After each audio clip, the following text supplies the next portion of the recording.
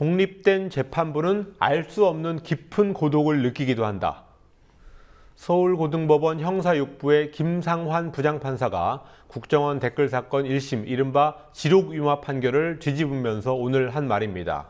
김 판사는 보수가 주류인 사법부에서 이례적인 판결을 내려 주목받아 왔습니다. 오늘 뉴스리뷰 첫 소식으로는 김상환 판사에 대해서 먼저 알아보겠습니다. 노주민 PD입니다. 어서 오시죠. 안녕하십니까. 예, 먼저 김상환 판사 어떤 사람인지 양력을 좀 알아보겠습니다. 네, 김상환 판사는 법조계 내에서 강골 판사로 불린다고 합니다. 예. 재판부가 증거 능력을 인정한 윤석열 전 국정원 대선개입 특별수사팀장이 연상되는 부분입니다. 네, 양력을 보시겠습니다. 우선 경북 김천 출생으로요. 대전 보문고 서울대 법대를 졸업했고 부산지법 판사로 임용된 뒤에 서울고법, 부산고법 판사를 지냈습니다. 그리고 이전에는 서울중앙지법 영장전담 부장판사를 맡고 있다가 현재는 서울고등법원 부장판사를 맡고 있습니다. 헌법재판소 파견 그리고 대법원 재판연구관 시절을 제외하면 재판 업무만 고집해왔다는 평가를 받고 있습니다. 예, 이 판사가 최근에 이른바 낙검수 무죄 판결을 내렸던 판사이기도 하군요. 예, 그렇습니다. 표현의 자유를 비롯해서 민주주의적인 가치를 강조한 판결들이 많습니다. 특히 간첩 조작 사건 등 국가 권력에 의한 피해자들을 구제한 판결이 많았습니다. 지난 2012년 민청학년 사건에 연루돼서 실형을 선고받고 복역한 박형규 목사에 대한 재심에서 무죄를 선고했고요. 예. 또 70년대 후반 이른바 북괴 거물급 간첩 사건으로도 불렸던 제1교포 간첩 조작 사건의 피해자에 대해서도 지난해 재심에서 무죄를 선고했습니다. 또 지난달에는 앞서 말씀드렸는데요. 주진우 기자, 김어준 씨에 대한 항소심에서도 무죄를 선고했습니다. 당시에는 언론의 자유를 강조한 판결 내용이 화제가 됐고요. 시민사회에서는 김 판사의 이런 이력을 들어서 보수일색인 사법부에서 정의와 소신을 지켜왔다고 호평해왔습니다. 반면에 일부 보수단체들은 김 판사를 좌편향 판사라고 폄하하고 있습니다. 예, 지금 본 사례들은 다 무죄를 선고해서 유명해졌던 것들인데 예. 오늘 판결처럼 유죄를 내렸던 사례들은 어떤 게 있습니까? 네, 주로 재벌가 또는 정치인들이 연루된 권력형 비리에 엄벌을 내렸습니다. 예. 네, 유죄가 선고된 사례들을 좀 보시겠습니다. 네, 우선 2010년, 2011년 영장 전담 부장판사인 시절에 맡았던 것을 보시면요.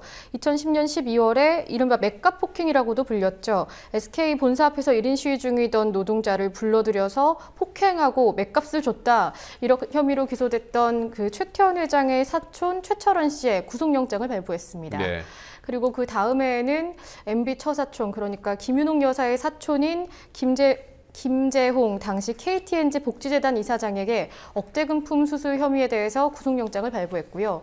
또 다음해에는 수백억 부당대출 혐의로 불구속 재판 중이던 신삼길 삼화저축은행 명예회장의 보석형을 취소하고 징역형을 선고했습니다.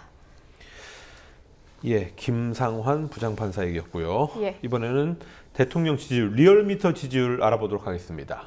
네, 리얼미터의 주간 정례조사 결과가 오늘 발표됐는데요. 연일 최악을 경신하고 있는 대통령 지지율의 반등점, 그러니까 티핑 포인트는 없었습니다. 예. 특히 전통적 지지 세력들의 민심 위반이 가속화되고 있다는 점에서 견고했던 지지율을 되찾기가 더 어려워졌다는 평가입니다. 우선 박근혜 대통령에 대한 주간 여론조사 결과를 정리해 보겠습니다. 1월 첫째 주부터 지난주까지 한 달간의 여론조사 추이입니다. 우선 부정평가와 긍정평가 모두 1월 첫째 주에는 40% 선에서 출발을 했는데요. 부정평가가 48.9%에서 둘째 주에 50% 선을 넘어섰고 그리고 넷째 주 60%를 넘어서더니 지난주에는 62.3%까지 기록했습니다. 반면에 긍정평가는 지난주 31.8%까지 떨어지면서 부정평가가 긍정평가를 처음으로 30%포인트 이상 앞섰습니다. 예, 그리고 지난주에는 부산, 울산, 경남, 이른바 부울경, PK 지역의 민심 악화가 눈에 띄었었는데요. 이번에 특징이 있는 지역이라고 하면 어디입니까? 네, 꺾이지 않을 것으로 보였던 대구 경북 지역의 지지율이 가장 큰 폭으로 떨어졌습니다. 예. 네, 지역별 지지율 중에서 가장 많은 하락폭을 보였던 세 곳의 지역 지지율을 보겠습니다. 우선 대구 경북의 경우에는 48.9%에서 42.3%로 6.6%포인트, 지역별로 분류했을 때 가장 많은 하락폭을 보인 지역이 TK 지역이었던 겁니다. 네, 그리고 뒤를 이어서 광주 전라 지역이 3.5%포인트, 경기 인천 지역이 2.3%포인트 하락했습니다. 리얼미터는 전통적 지지층인 대구 경북 60대 이상 새누리당 지지층의 이탈이 심화하고 있다고 설명했습니다. 예, 어느 정도로 변하고 있는 건가요? 네, 화면을 보면서 좀 바로 설명을 드리도록 하겠습니다. 우선 대구 경북 지역의 지지율 변화입니다. 네, 1월 셋째 주에는 40% 중반 비슷한 비율을 보였는데요. 예. 네, 2월 첫째 주, 그러니까 지난주에 부정평가는 45.2%로 상승하고 긍정평가는 42.3%로 하락하면서 부정평가가 리얼미터 조사 이래 처음으로 긍정평가를 앞섰습니다. 예. 네, 그리고 이어서 60대 이상을 보시겠습니다. 네, 50%대 후반이었던 긍정평가가 지난주에 51%로 떨어졌고요. 반면에 부정평가는 30% 초반에서 40%까지 올랐습니다. 네, 마지막으로 새누리당 지지층을 하나 더 보시겠습니다. 긍정평가의 경우에는 72.7% 절대적이었고요. 지난주에도 역시 70%에 육박하긴 하지만 69.5%까지 60%대까지 떨어졌습니다. 반면에 부정평가는 22.3%에서 지난주에 26%까지 오르면서 긍정평가와 부정평가의 폭이 점점 더 좁아지고 있습니다.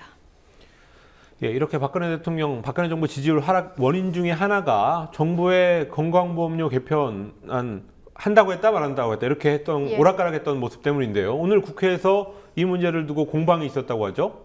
네, 문영표 보건복지부 장관이 오늘 국회 보건복지위원회에 현안 보고차 참석했는데요. 예. 네, 문영표 장관을 향한 여야의 화살이 미묘한 차이를 보이는 가운데 대통령 지지율 하락에 대한 책임론도 제기됐습니다. 예. 뭐 지지율 하락에 책임져라 이거는 새누리당에서 나온 말이겠군요.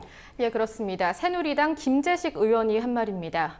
김 의원은 문영표 장관에게 연말정산 문제 등에서 대통령 지지도가 떨어졌다. 또 재논의 과정에서 지지도가 또 떨어졌다는 점을 인정하냐고 문 장관에게 물었는데요. 예. 문 장관은 부분적인 책임이 있다라고 답했습니다. 여당이 대통령 지지율의 하락의 원인을 정부 부처에 묻고 또 정부 부처 측이 이를 시인하는 장면이 연출된 겁니다. 예, 게다가 여당 의원이 사퇴할 생각이 있냐 뭐 이런 얘기까지 있었다고 하는데요. 네, 김 의원이 문 장관에게 사퇴를 책임지고 사퇴할 생각이 있냐는 질문도 했습니다. 하지만 이에 대해서 문 장관은 사퇴 문제는 인사권자의 결정 사항이라고 답했습니다. 예, 그런데 어쨌든 이 보건복지부의 이런 혼선이 보건복지부의 책임이냐 아니면 청와대에 어떤 언질이 있었냐 하는 부분은 여전히 논란거리 아닙니까? 네, 그렇습니다. 오늘 보건복지위가 진행되는 동안 여야가 공방을 벌인 부분이기도 합니다. 우선 새누리당은 이 논란에서 청와대를 배제시켜야 한다는 입장입니다. 오늘 문정림 새누리당 의원은 복지부의 지나친 비밀주의로 인해서 잘못된 결과가 나올 수 있다. 또 기획단 결과에 대해서 여당과 복지부 내 피드백을 받지 못했다. 그러니까 복지부 측의 실책을 집중적으로 묻는 입장이었습니다. 네, 반면에 새정치민주연합 남윤인순 의원은요. 네, 오늘 중차대한 사안을 결정하는 데 있어서 청와대나 여당의 상의 없이 장관 단독으로 진행했다는 것을 믿을 수 없다. 그러니까 사전에 당정 간의 협의가 있었던 게 아니냐는 의혹을 계속 제기했습니다. 예. 연말정산 파동 이후에 조세 형평성이 문제다. 이런 논란이 이어지고 있습니다. 예. 오늘은 가계소득, 집에서 벌어들이는 돈보다 세금 증가율이 더 빨리 증가하고 있다. 이런 지적이 나왔는데요. 구체적으로 설명을 해주시죠. 네, 말 그대로 가계소득이 증가하는 비율보다 세금 부담이 증가하는 비율이 더 많다는 겁니다. 예. 지난해를 기준으로 예컨대 전국 가구가 벌어들이는 수입이 평균적으로 3.6% 늘었는데요. 세금 부담 증가율은 6.9%, 소득보다 2배 가까이 많았습니다. 그러니까 버는 돈이 늘어나는 속도가 내야 될 돈이 많아지는 속도를 따라가지 못한다는 겁니다. 예, 언제부터 이런 상황이 나왔던 겁니까? 네, 통계청 자료에 따르면 지난 2010년을 기점으로 4년째 이런 추세가 이어지고 있습니다. 예. 네, 잠시 화면을 보시겠습니다. 네, 가계소득과 조세지출액 증가율을 비교한 겁니다. 지금 파란색 선이 조세지출액 증가율이고요. 보라색 선이 가계소득 증가율인데요. 2009년은 보시다시피 조세지출액이 마이너스 2.8%, 가계소득이 1.2%로 가계소득이 늘어나는 비율이 조세지출액보다 높았습니다. 하지만 2010년부터는 반전됩니다. 그 이후로 가계소득 증가율은 5%대, 6%대, 그리고 지난해 3분기까지는 3%대 이렇게 좀 저조한데요. 반면에 조세지출액 증가는 11.5%까지 올랐었고요. 2010년에는요. 예. 그리고 그 이후에도 계속 가계소득 증가율보다 높은 비율을 이어가고 있습니다. 이러한 문제는 또 지난달 선대인 경제연구소에 의해서도 지적됐습니다. 연구소 측은 소득세의 소득 역진성이 계속되는 반면에 법인세는 법인소득 증가율을 따라잡은 적이 없다고 지적했습니다. 잠시 또 그래프를 하나 보시겠습니다. 지금 보시는 건 2011년을 기준으로 1993년 그리고 2000년, 2008년에 소득세와 개인 가처분 소득 증가율을 비교한 겁니다. 네, 보시다시피 1993년과 2000년 모두 소득세 증가율이 개인 가처분 소득보다 더 많았고요. 네, 2008년 기준으로는 개인 가처분 소득이 조금 늘기는 했습니다만 전반적으로는 소득세 비중이 훨씬 더 많습니다.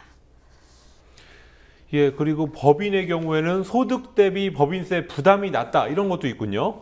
네, 그렇습니다. 보고서는 법인 소득이 급증했음에도 불구하고 각종 비과세 감면 혜택 그리고 지속적인 법인세율 인하 정책에 따라서 법인세 부담은 오히려 줄었다고 지적했습니다. 네, 화면 보시겠습니다. 법인세와 법인 가처분 소득 증가율을 비교한 그래프인데요. 네, 앞서 보신 그래프 같은 경우에는 앞서 보신 그래프와 지금 보시는 것은 반대입니다. 1993년과 2000년 그리고 2008년 모두 법인세 증가율이 법인 가처분 소득 증가율에 미치지 못하고 있습니다. 네, 연구소 측은 재벌 대기업들을 중심으로 한 과도한 감면 혜택이 소득 역진성, 그러니까 저소득층이 세금을 더 많이 부담하는 현상을 심화시킬 것이라고 전망했습니다. 예, 그런데도 불구하고 기업들이 내야 할 법인세 비율, 이것이 앞으로도 더 줄어들 거라는 전망이 나왔더군요. 네, 그렇습니다. 금융감독원 그리고 재벌닷컴 등에 따르면 전년 대비 법인세 징수 금액은 15%포인트 이상 줄어들 전망입니다. 네, 국내 주요 30대 기업 법인세 비용을 2013 회계년도와 2014 회계년도를 기준으로 좀 비교를 해봤습니다. 우선 2013년의 경우에는 18조 43억 원이 거쳤는데요. 예. 이제 앞으로 30대 기업이 내야 할 2014 회계년도 법인세는 15조 2,577억, 그러니까 2조 7,855억이 더 줄어들었습니다. 비율적으로는 15.4%포인트 감소할 것이라는 전망인 겁니다.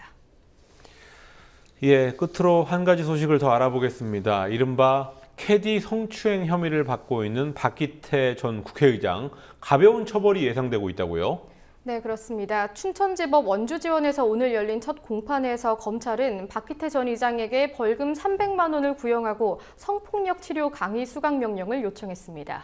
검찰은 피해자와 원만한 합의로 고소가 취하된 점, 그리고 동종범죄 전력이 없는 점을 고려했다면서 구형 이유를 밝혔습니다. 법정에선 박 전 의장은 대단히 죄송하다면서 부디 관용을 베풀어달라고 말한 것으로 전해졌습니다. 박 전 의장에 대한 선고 공판은 오는 16일 오후에 열립니다. 예, 뉴스 리뷰 노주민 PD였습니다. 수고하셨습니다.